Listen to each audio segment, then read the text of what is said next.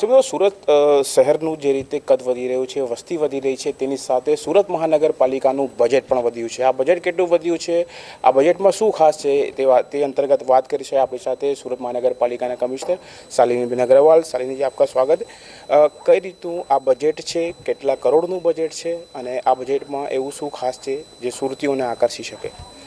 વિકસિત ભારત 2047ના પરિપ્રેક્ષમાં સુરત ગ્રોથ હબ 2047નું પ્લાન બનાવવામાં આવ્યું છે અને સુરત શહેર ભવિષ્યમાં future ready city, globally economic growth hub city, most liveable city, sustainable and resilient city તરફ આગળ વધી રહી છે.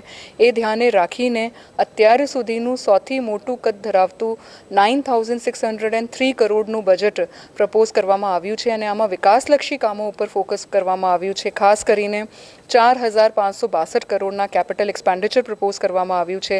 ઇન્કમ ઉપર પણ ફોકસ કરવામાં આવ્યું છે, એટલે 5,510 કરોડની ઇન્કમ પ્રપોઝ કરવામાં આવી છે.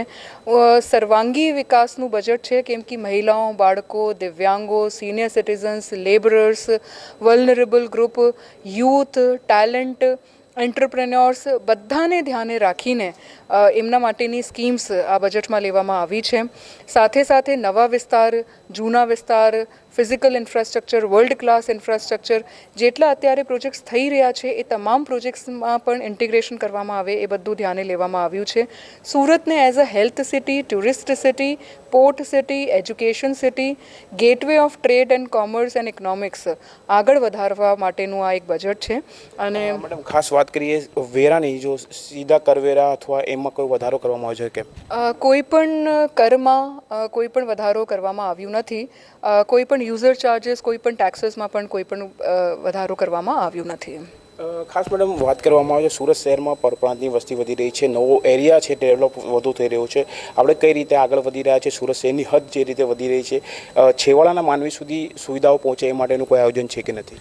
અત્યારે સુરત શહેરના આજુબાજુના જેટલા પણ વિસ્તારો છે ત્યાં પ્રોએક્ટિવ ગવર્નન્સના સાથે આગળ વધી રહ્યા છે. નવી ટીપી સ્કીમ્સ બનાવવામાં આવી રહી છે જેથી ત્યાં પ્લાન્ડ ડેવલપમેન્ટ થઈ શકે, પ્લોટ્સ અવેલેબલ થઈ શકે, જેથી સોશિયલ ઇન્ફ્રાસ્ટ્રક્ચરના કામો થઈ શકશે.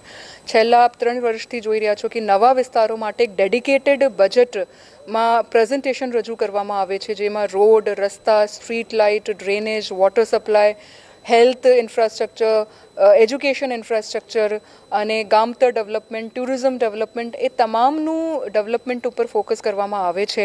જો લેબરર્સના માટે આ વખતે ઘણી બધી સ્કીમ્સ પ્રપોઝ કરવામાં આવી છે કે ઇન્ડસ્ટ્રીઝ સાથે કોલેબોરેશન કરીને એમને રેન્ટલ હાઉસિંગ સ્કીમ્સ મળી શકે, રહેવા જમવા માટે અફેક્ટિવ રેટ્સ ઉપર ડોર્મેટરીઝ અને મોટી મોટી હાઉસિંગ સ્કીમ્સ મળી શકે. જો પુરુષો માટે પહેલીવાર એક સ્કીમ ઇન્ટ્રોડ્યુસ કરવામાં આવી છે, જેમાં શહેરી જો ગરીબ પુરુષ છે એમના કોમન ઇન્ટરેસ્ટ ગ્રુપ બનાવીને એમને રિવોલ્વિંગ ફંડ અથવા તો સ્વરોજગાર માટેનું ઓછા ઇન્ટરેસ્ટવાળા જો લોન્સ છે એ મળી શકશે. એવા જુદા જુદા જો ઇનિશિયેટિવ્સ છે બજેટમાં લેવામાં આવી રહ્યા છે. મેડમ, ખાસ જે છે ટ્રાન્સપોર્ટેશન સિસ્ટમની વાત કરીએ તો એ કઈ રીતની છે? ખાસ આપણે જે પ્રોજેક્ટો આપણે જે ઓલરેડી જાહેર કરી ચૂક્યા છે, પાલિકાનું બિલ્ડિંગ હોય, બલૂન બેરાજ હોય, તે કયા લેવલ સુધી પહોંચ્યા છે? અત્યારે જેટલા પણ આઇકોનિક પ્રોજેક્ટ છે, ખાસ કરીને જો ડુમ્મસ છે એમાં પેકેજ 1, પેકેજ 2 બંનેની પ્રગતિ ચાલી રહી છે અત્યારે. પણ આ બજેટમાં એક ઓર નવું પ્રોજેક્ટ ડુમ્મસનું એડ કરવામાં આવ્યું છે, જેમાં નવું એરિયા પીપીપી ધોરણે એમને ડેવલપ કરવામાં આવશે. તાપી નદીમાં તાપી શુદ્ધિકરણનું પ્રોજેક્ટ ઓલમોસ્ટ કમ્પ્લીટ થવા જઈ રહ્યું છે. બેરાજનું કામ અંડર કન્સ્ટ્રક્શન છે, એમના ફ્લડ કંટ્રોલ સ્ટ્રક્ચરનું કામ અંડર કન્સ્ટ્રક્શન છે, ઇન્ટરસેપ્ટરની કામગીરી અંડર કન્સ્ટ્રક્શન છે. તાપી રિવરફ્રન્ટને આ ત્રણેય પ્રોજેક્ટ જો તાપીના ચાલી રહ્યા છે અત્યારે, બેરાજ, ફ્લડ કંટ્રોલ, ઇન્ટરસેપ્ટર અને તાપી શુદ્ધિકરણ, એમના સાથે પહેલીવાર ઇન્ટિગ્રેટ કરવામાં આવ્યું છે અને એમનું એક ડિટેલ્ડ પ્લાન બનાવવામાં આવ્યું છે અને તબક્કાવાર કેવી રીતે તાપી રિવરફ્રન્ટને કરી શકાય એમનું પણ પ્લાન બનાવવામાં આવ્યું છે. આમાં પ્રાયોરિટી સ્ટ્રેચ નક્કી કરવામાં આવ્યું છે, પ્રાયોરિટી સ્ટ્રેચના પણ અંદાજ વગેરે બનાવવામાં આવ્યા છે, એટલે ખૂબ એડવાન્સ સ્ટેજમાં અત્યારે રિવરફ્રન્ટની કામગીરી ચાલી રહી છે. આઇકોનિક જો વહીવટી ભવન છે એમની કામગીરી ફૂલ ફ્લેજડ ચાલી રહી છે. પણ એમના સિવાય પણ આ વર્ષના બજેટમાં સ્પોર્ટ્સ માટેના ખૂબ મોટા સ્પોર્ટ્સ સ્ટેડિયમ બને છે, ઇન્ટરનેશનલ નેશનલ લેવલના competition, trainings, sports incubation centres propose કરવામાં આવ્યા છે.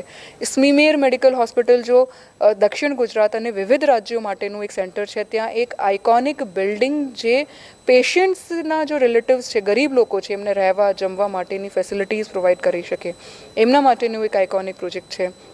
એમના સિવાય ટુરિઝમના ક્ષેત્રમાં જો નીતિ આયોગે પ્રપોઝ કર્યા છે એવા જુદા જુદા પ્રોજેક્ટ્સની કામગીરી અત્યારે આ બજેટમાં લેવામાં આવી છે. છેલ્લું આ બજેટમાં તમે ખુશખબરી એ આપી છે કે વેરામાં કોઈ વધારો નથી અથવા ઈડન કોઈ ચાર્જિસમાં વધારો થયો છે કે કેમ?